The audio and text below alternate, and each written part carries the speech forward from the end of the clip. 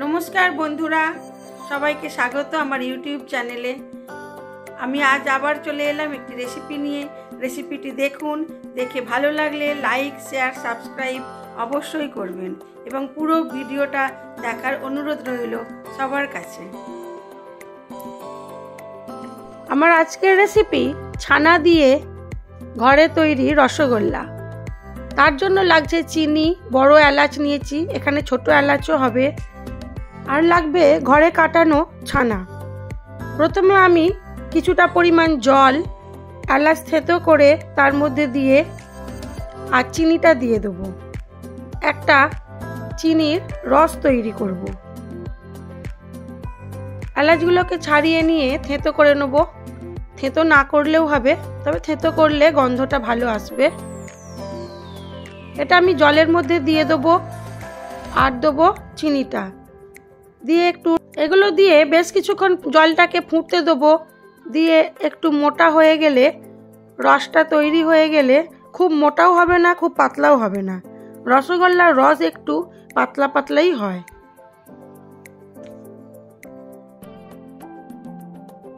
এখানে রসটা তৈরি হোক, আমি এটাকে কম আঁচে বসিয়ে দিলাম। এবারে ছানাটাকে আমি খুব ভালো করে হাতের তালু দিয়ে পিষে নেব।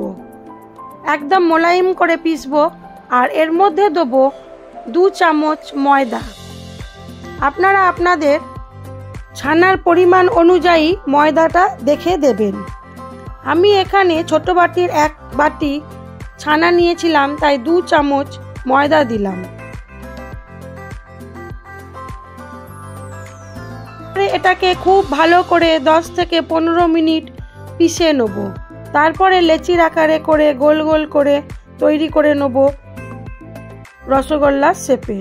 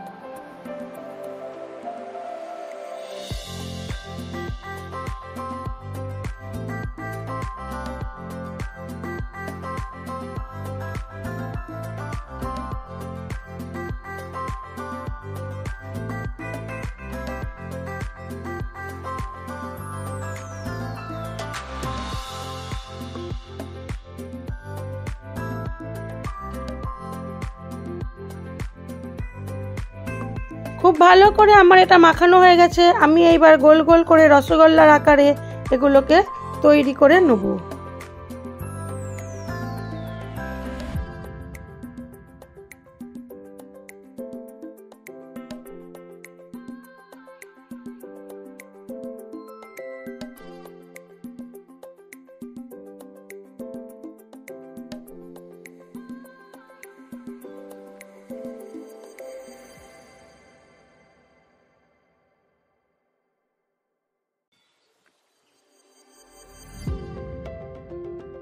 আপনারা আপনাদের পছন্দ মতো এই গোলগুলো কেটে নেবেন। রসগোল্লাগুলি আমি আমার মতো করে ছোট ছোট করেই বানালাম। এইবারে এগুলিকে ফুটন্ত রসের মধ্যে দিয়ে কম আঁচে বা মিডিয়াম আঁচে বেশ কিছুক্ষণ হতে দিতে হবে। দেখবেন এগুলো ফুলে ফেপে অনেকটাই বড় হয়ে গেছে। আর রসগোল্লাগুলো যদি হয়ে যায় দেখবেন কালারটাও একটু চেঞ্জ হবে।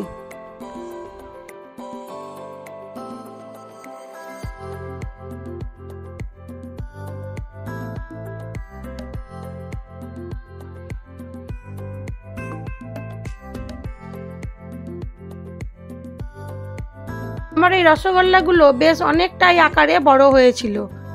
আমি এইবার এগুলোকে সার্ভ করে দেবো। আমার রসগোল্লাগুলো তো খেতে খুবই সুন্দর হয়েছিল। আপনারাও আমার মতো করে একবার এইভাবে রসগোল্লা বানাবেন, ভালোই লাগবে।